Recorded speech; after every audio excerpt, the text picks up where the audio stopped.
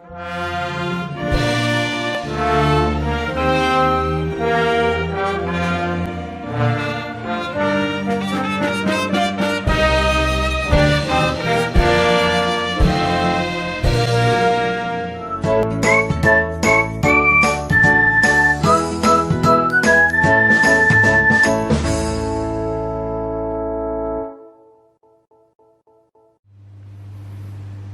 pagi, kita berjumpa pada acara praktikum kimia organik dasar.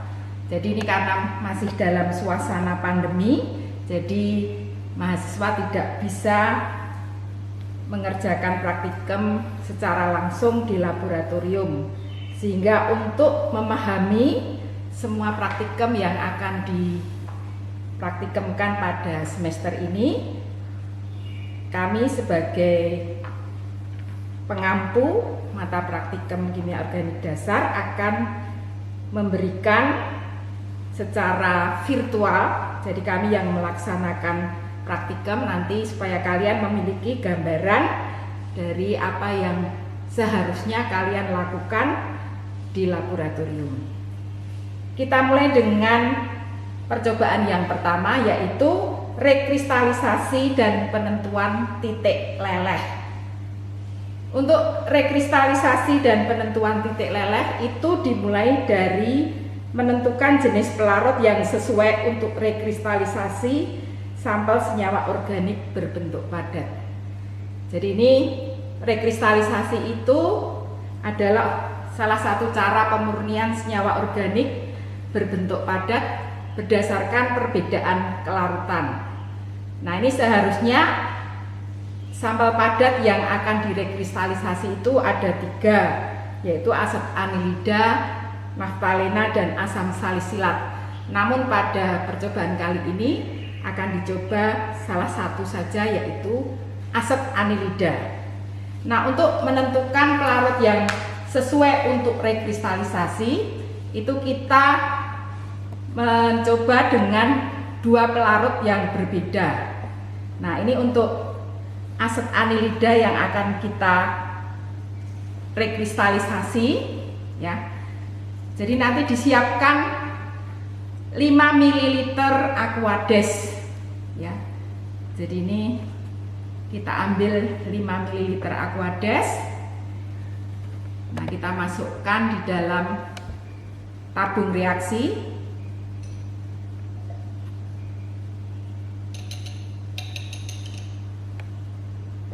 Kemudian juga disiapkan 5 ml etanol. Jadi ini volumenya sama. Jadi volume Aquades dengan etanol itu sama. Kemudian dimasukkan aset anilida sejumlah yang sama. Jadi tidak usah ditimbang. Nah, kira-kira 1 sendok. Ujung spatula. Nah, ini di Aquades kita masukkan kira-kira sama.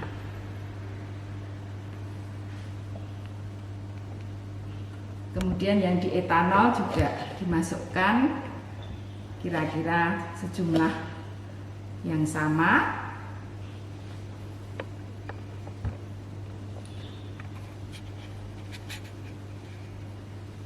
Nah, kemudian ini dipanaskan.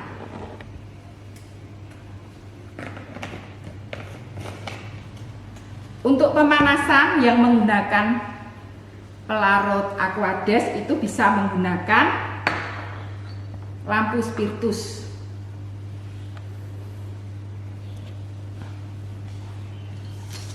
Kita nyalakan.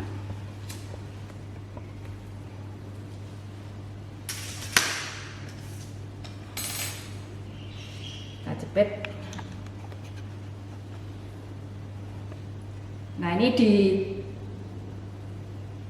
dilarutkan, ya. Jadi padatan aset anilida ini dengan menggunakan pelarut air atau Aquades, ya, dipanaskan sampai semua padatannya larut.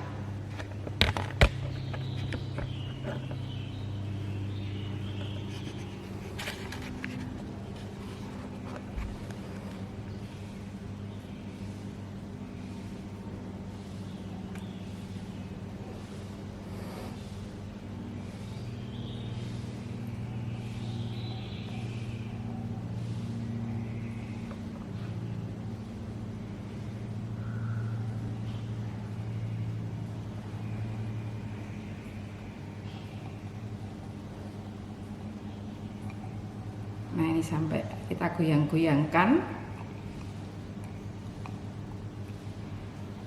sampai semua padatan asetanilida larut di dalam Aquades.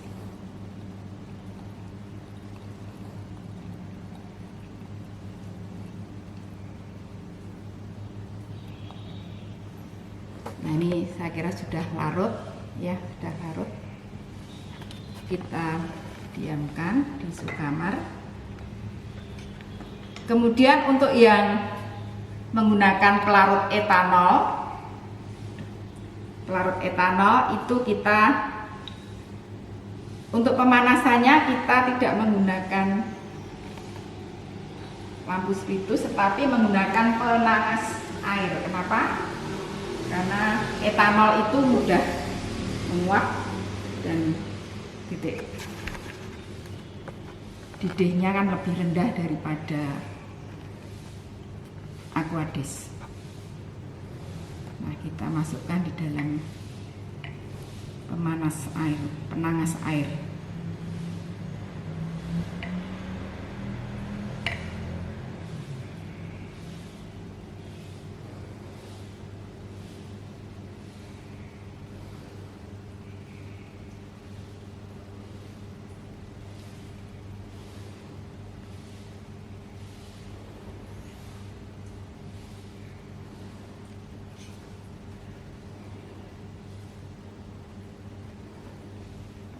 Nah, ini udah larut, masih sedikit.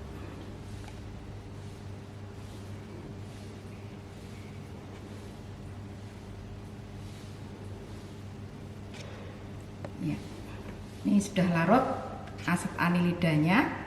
Kemudian kita diamkan di suhu kamar.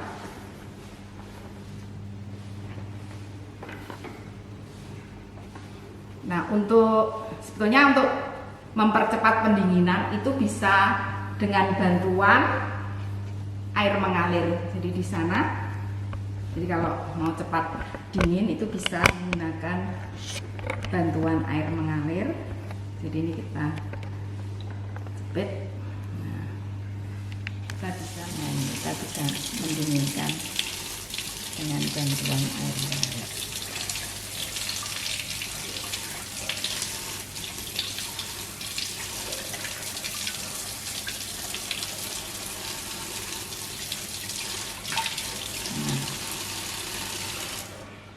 Jadi untuk yang menggunakan pelarut Aquades itu pada saat pendinginan itu diperoleh padatan lagi, jadi memadat lagi. Sedangkan yang di pelarut etanol itu tidak mendapatkan endapan sama sekali.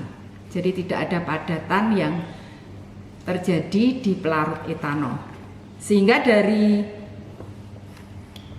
hasil ini kita bisa menyimpulkan bahwa pelarut yang cocok untuk rekristalisasi asetanilida itu adalah air atau Aquades. Jadi syarat-syarat pelarut untuk rekristalisasi mestinya dia pada suhu dingin itu tidak melarutkan, tetapi nanti di titik didih pelarut itu bisa melarutkan, sehingga nanti pada saat didinginkan akan diperoleh kristal lagi atau padatan lagi. Jadi ini untuk penentuan pelarut yang cocok untuk asetanilida adalah Aquades atau air. Sehingga nanti untuk rekristalisasi asetanilida kita menggunakan Aquades. Nah, untuk yang lain-lain itu bisa dicoba. Jadi misalnya naftalena atau asam salisilat itu untuk penentuan pelarut yang sesuai itu bisa dilakukan secara trial and error. Jadi coba-coba. Karena memang pelarut untuk rekris ini memang harus sesuai dengan senyawa yang akan direkristalisasi. Nah, ini untuk penentuan pelarut yang cocok kita sudah ketemu, yaitu Aquades. Oke, setelah tadi kita menentukan pelarut yang sesuai untuk rekristalisasi aset anilida, kita lanjutkan dengan proses rekristalisasi. Jadi untuk proses rekristalisasi ini diperlukan nanti penyaring panas.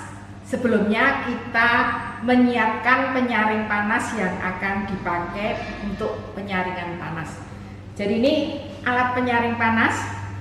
Jadi yang ini terbuat dari tembaga, kemudian nanti di dalamnya ada penyaring kaca, jadi corong kaca yang lehernya panjang supaya dia bisa nanti sampai ke bawah.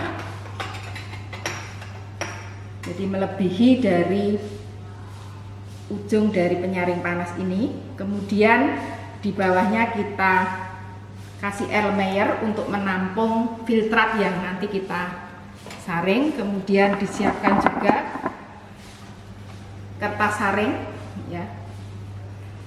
Dan ini penyaring panas ini diisi dengan air panas.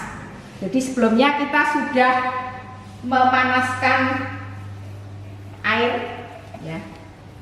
Kemudian kita masukkan, jadi di dalam penyaring panas ini ada lubang. Nah, kita bisa menggunakan corong gelas.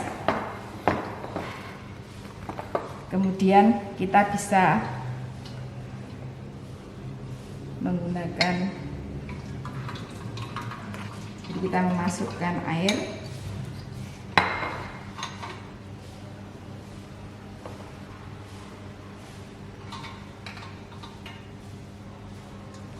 ke dalam corong penyaring panas.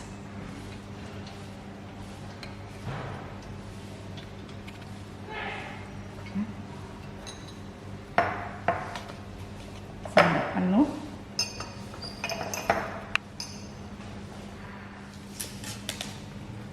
Jadi untuk menjaga suhu tetap panas, nah di ujung ini kita beri lampu spiritus. Nah di sini kan juga ada isinya air. Jadi nanti kondisi dari alat penyaring panas ini tetap dalam keadaan panas. Jadi proses penyaringan itu harus dilakukan pada kondisi panas.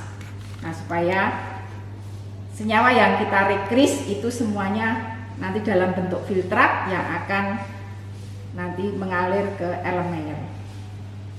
Nah sementara kita sudah menyiapkan alat penyaring panas.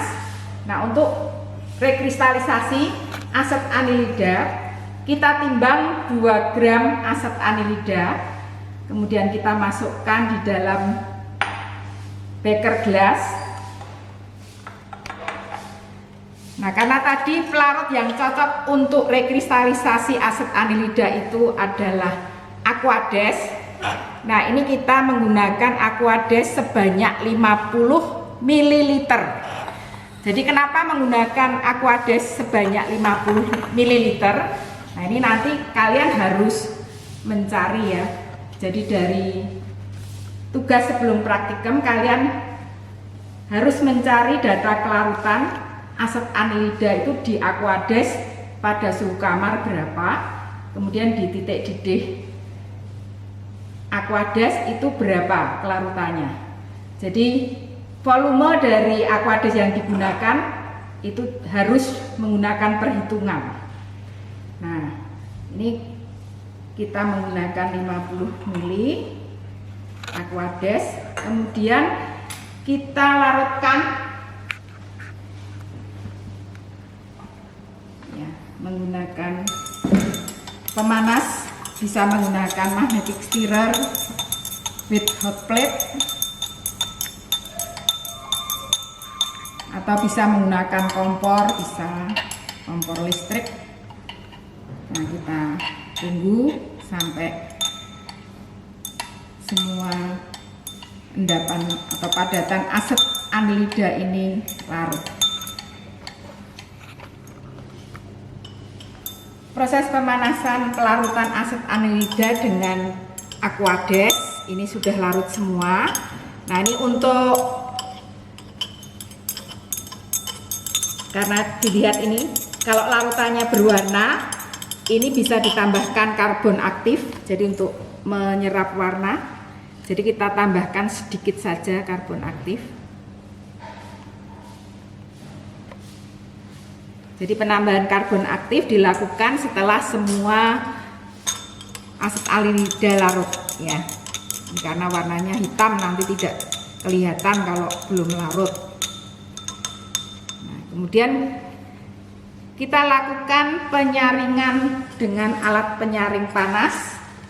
Jadi ini prosesnya harus cepat karena dijaga supaya proses penyaringan itu dalam kondisi panas. Maka alat penyaring panas kita dekatkan dengan hasil pelarutan. Nah, kita bisa melakukan. Nah, kita segera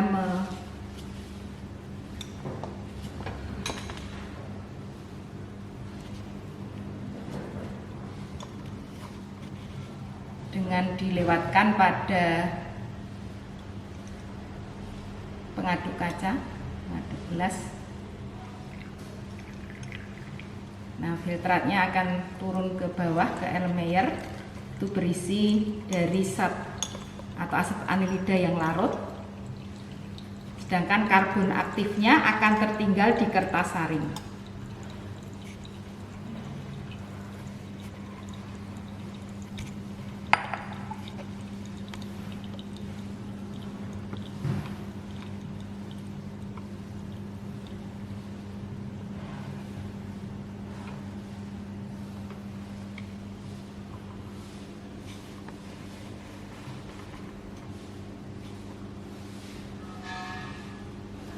Nah, kalau proses penyaringannya berlangsung cepat, itu endapan asetanilida tidak ada yang mengkristal di atas. Jadi asetanilida semuanya akan terbawa ke filtrat di Erlenmeyer. Sedangkan yang tertinggal di kertas saring hanya karbon aktif. Nah, kemudian filtrat yang diperoleh ini nanti didiamkan di suhu kamar, atau kita bisa mendinginkan dengan cepat dengan bantuan ice bath. Pendinginan itu bisa dibantu dengan ice bath. Jadi kita menggunakan baskom diisi dengan es ya di sekelilingnya. Bisa pakai pecahan es batu di sekelilingnya. Kita bisa menutup dengan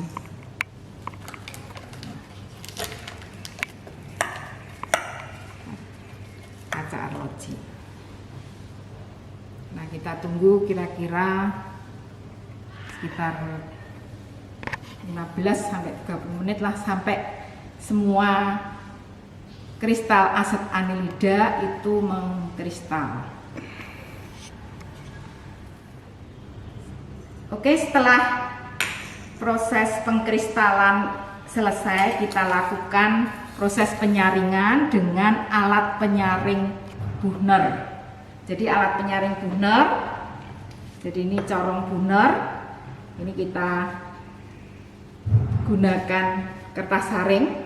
Sebelumnya sudah ditimbang dulu kertas saringnya berapa gram. Kemudian kita pasang, ini posisi dari bengkokan ini ada di yang menuju ke selang. Posisinya harus pas. Nah, kemudian kita hidupkan alat pompa vakum. Nah, di sini pompa vakum ini akan menyedot, jadi ini mengurangi tekanan di bagian bawah sehingga proses penyaringannya akan lebih cepat. Nah, kemudian kita lakukan proses penyaringan dengan di dekanter, jadi dilewatkan di mengaduk gelas.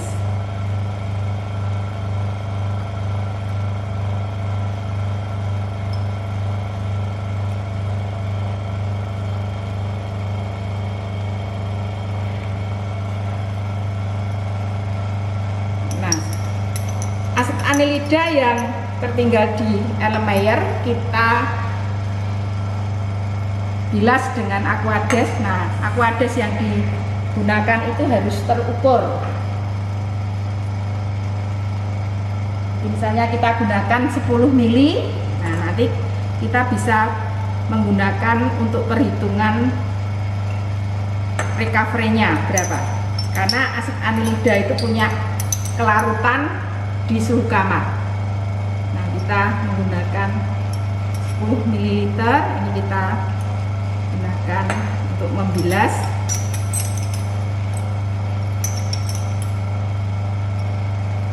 Sisa-sisa padatan yang ada di Erlenmeyer.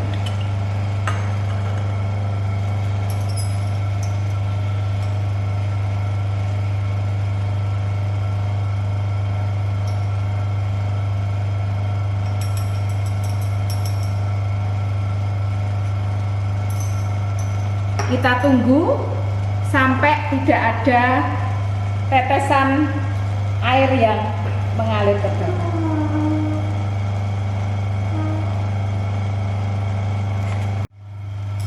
Oke, setelah tidak ada air yang menetes ke bawah, kita matikan pompa vakum, kemudian kita ambil aset anilida yang tertinggal di kertas saring, kita taruh di atas gelas arloji.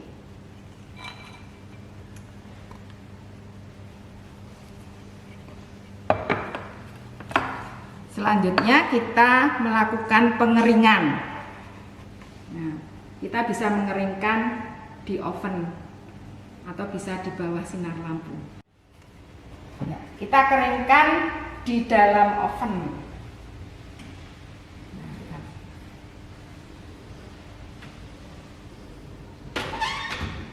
Nah, suhunya diset di bawah titik leleh dari aset anilida. Jadi aset anilida itu titik lelehnya 114, sekitar 114, maka kita set 80 ini nanti untuk suhu ovennya. A few moments later. Oke, jadi ini hasil rekristalisasi. Jadi setelah dikeringkan tadi, kalian bisa membandingkan aset anilida sebelum direkristalisasi dengan aset anilida setelah rekristalisasi.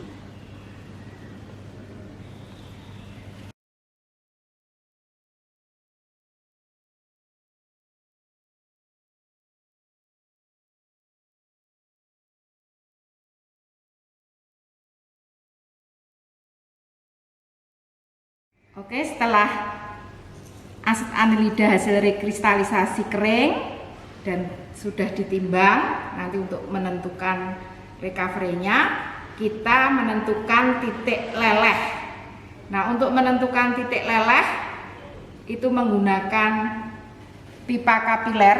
Jadi ini pipa kapiler, salah satu ujungnya tertutup, salah satu ujung yang lainnya terbuka. Nah, ini untuk memasukkan itu kalian tinggal dimasukkan lewat ujung yang terbuka. Nah, kemudian untuk membuat padatan atau kristal itu sampai ke bawah, kalian bisa dengan dimasukkan di dalam pipa. Ini pakai corong gelas. Nah, kita pantul-pantulkan. Nah, sehingga kristal dari aset anilida itu akan ada di bawah. Nanti dimasukkan lagi sampai kira-kira nanti 1 cm lah, 1 cm. Jadi nggak penuh ya, kira-kira 1 cm.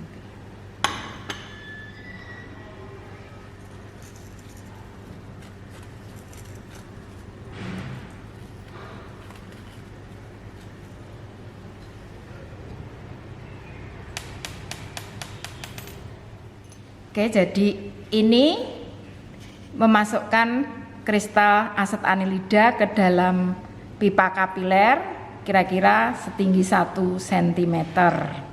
Nah, setelah 1 cm kita bisa langsung menentukan di alat penentu titik leleh. Ini alat penentu titik leleh. Jadi di sini ada tombol power, kemudian ini tombol fan. Fan ini nanti untuk pengadukan, jadi ini pengadukannya nanti menggunakan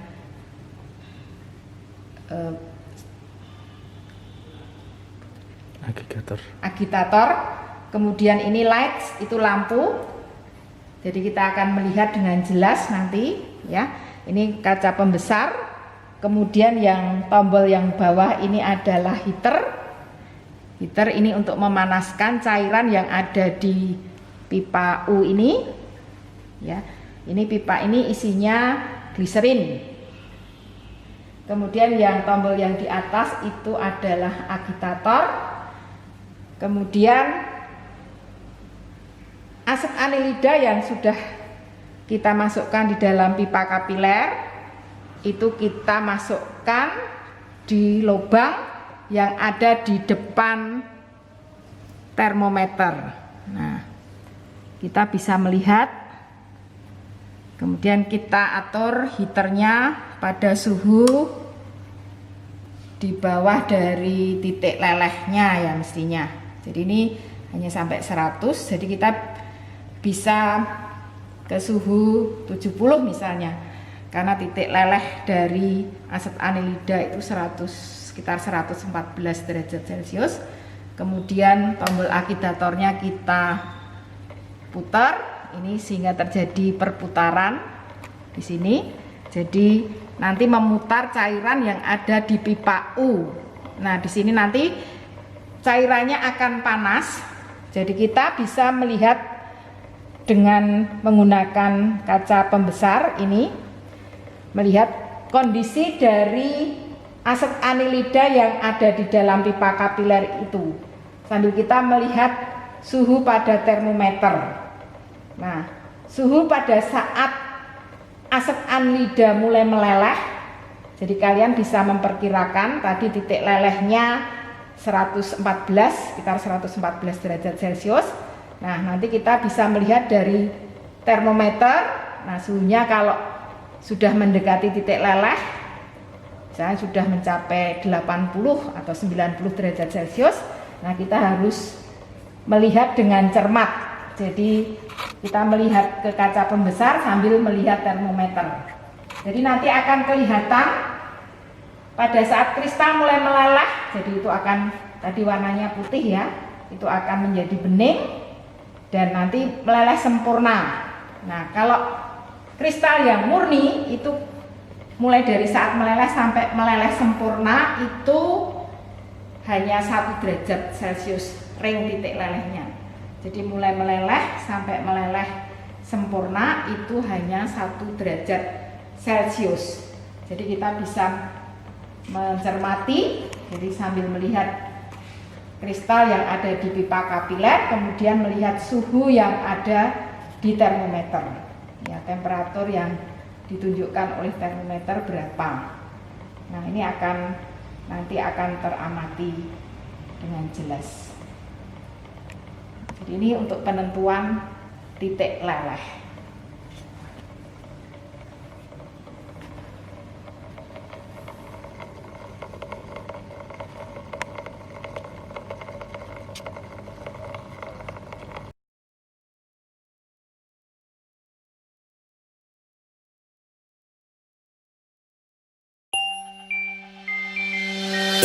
Wow.